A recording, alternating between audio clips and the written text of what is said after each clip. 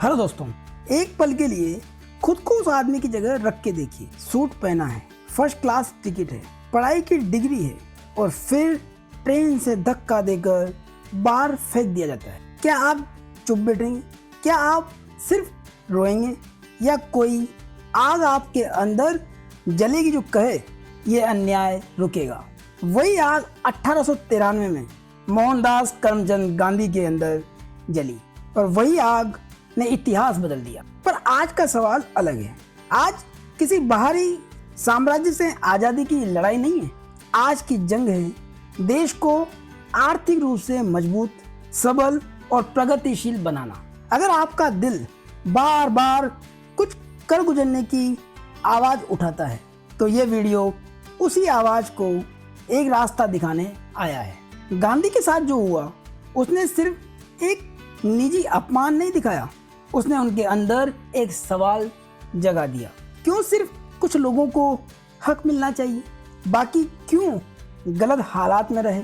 उन्होंने सोचा अगर मेरे साथ ये हुआ और मैं चुप रहूं तो उन लाखों का क्या होगा जिनके पास ट्रेन का फर्स्ट क्लास का टिकट नहीं है, सूट नहीं है या पढ़ाई नहीं है। यही सोच उन्हें एक अकेले वकील से एक जन नेता बना देती। उन्होंने अहिंसा को अस्त्र बनाया और दिखाया कि विचारों की शक्ति क्या कर सकती। समझ लें, गांधी ने हमें राजनीतिक आज़ादी दे दी, उन्होंने देश को आज़ाद कर दिया। ये उनका अनमोल योगदान है। पर आज हमारा काम उससे आगे है। आज हमें वो देश बनाना है जिसे गांधी ने सपना देखा था। आज की लड़ाई है आर्थिक सशक्तिकरण, शिक्षा, स्वास्थ्य, रोजगार और सामाजिक न्याय। अगर आपको कोई चीज गलत लगती है, भ्रष्टाचार, असमानता, बेरोजगारी, तो उसे ठीक करने की लड़ाई अब आपकी भी जिम्मेदारी है। पर तरीका अलग होना चाहिए, सिस्टमेटिक, स्मार्ट और प्रभावी तरीका। गलत को चिल्लाकर नहीं, सही तरीकों से स्थापित करके बदला जा सकता है। कानून के जरिए, जन जागरण, स्थानीय स्तर पर काम करके और आवाज उठाकर। गांधी ने अहिंसा, सत्याग्रह और व्यक्तिगत त्याग से बदलाव लाया। आज वही सिद्धांत अपनाते हुए हमें आधुनिक उपकरणों का उपयोग करना होगा। डिजिटल आंदोलन, नीतिगत दबाव, कोर्ट के रास्ते, मीडिया का सही इस्तेमाल और आर्थिक परियोजनाओं के माध्यम से वास्तविक बदलाव। यानी भावनात्मक नेतृत्व जरूरी है, पर रणनीति और सिस्टम भी उतनी ही महत्वपूर्ण है। गांधी की आग और आधुनिक तरीके दोनों चाहिए। मान लीजिए आपके गांव में एक स्कूल है जो बंद पड़ा है, बच्चे पढ़ नहीं पा रहे। आप गुस्से में ट्वीट करके भी कह सकते हैं, पर क्या होगा? दूसरों का ध्यान खींचना, मगर असली समाधान नहीं आएगा। अब सोचिए, आप एक समुदाय बनाते हैं, एनजीओ से जुड़ते हैं, शिक्षा अधिकारी से मिलते हैं, फंड रेज करते हैं और फिर एक सटेबल मॉडल बनाते हैं। स्कूल खुलता है, बच्चों की संख्या बढ़ती है और समुदाय में रोजगार के नए रास्ते बनते हैं। ये गांधी की भावना है, दूसरों के लिए उठने की और आधुनिक एक्शन का संगम। 1946-47 के दंगों में गांधी का दिल टूट गया। उन पर गालियां भी आई, उन्हें दोष भी दिया गया, बंटवारा करा दिया। पर अगर आप उनकी जगह होते, क्या आप आसान फैसला करते? कभी कभी शांति के लिए कठिन फैसले जरूरी होते हैं। फिर भी गांधी ने हमेशा अंतिम लक्ष्य शांति और मानवता का रखा। यही नियत आज भी हमारे लिए उदाहरण है। नियत साफ होनी चाहिए, तभी रास्ता सही बनेगा। यानी नियत सही रखिए और रणनीति बुद्धिमानी से चुनिए। और शांति से कुछ पल के लिए जीत मिल सकती है, पर राष्ट्र का निर्माण सिर्फ संयम, समझ और सतत प्रयास से ही होता है। आज हमारे देश के नेता आम लोगों में से ही आते हैं। बहुत से ऐसे उदाहरण हैं जहां छोटे से परिवार से लोग बड़े पद तक पहुंचे।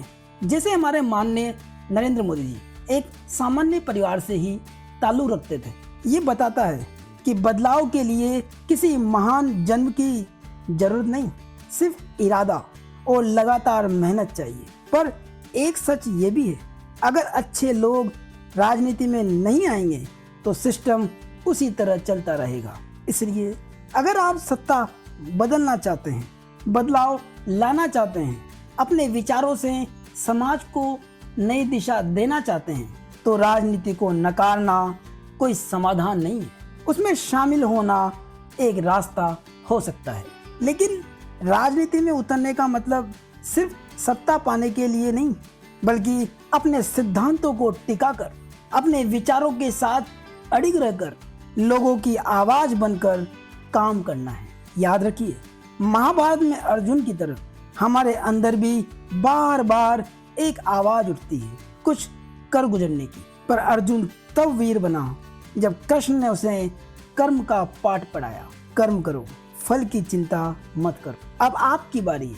अगर दिल कहता है कि पूरे देश के लिए कुछ करना है, समाज के लिए कुछ करना है, गांव के लिए कुछ करना है, या अपने समुदाय के लिए कुछ करना है, तो इसे सिर्फ महसूस मत करो, इसे करने के लिए उठो, जागो और आगे बढ़ो।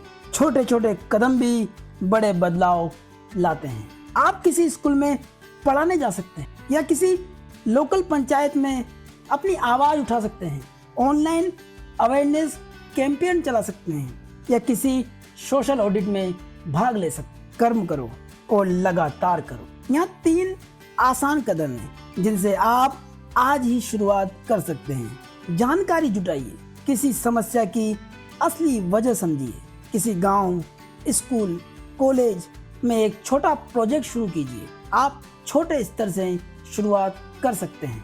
नेटवर्क बनाइए और आवाज उठाइए। मीडिया, प्रशासन, एनजीओ और सोशल मीडिया का इस्तेमाल करिए ताकि आपकी आवाज ज़्यादा लोगों तक पहुंच सके, ताकि आपका समाधान स्केल हो सके। गांधी लौट कर नहीं आएंगे, पर उनकी सीख हमेशा हमारे साथ है। उन्होंने हमें दिशा दी, पर निर्माण का काम अब हमारी पीढ़ी का है।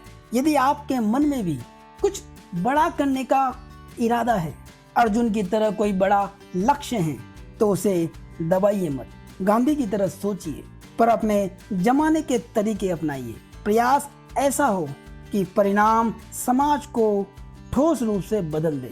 गांधी कोई अलौकिक नहीं थे, वो सिर्फ एक इंसान थे जो हर दिन निर्णय लेते रहे कि वो उन लोगों में से नहीं होंगे जो सिर्फ शिकायत करते हैं। बस वही फर्क है। अगर आप भी तैयार हैं अपने देश के लिए कुछ करने को, छोटी शुरुआत करने को, तो नीचे कमेंट में लिखिए, मैं बदलाव लाऊंगा। और बताइए आप किस क्षेत्र में काम करना चाहते हैं, शिक्षा, स्वास्थ्य, रोजगार या भ्रष्टाचार से लड़ना। वीडियो पसंद आई हो तो लाइक करें, कमेंट करें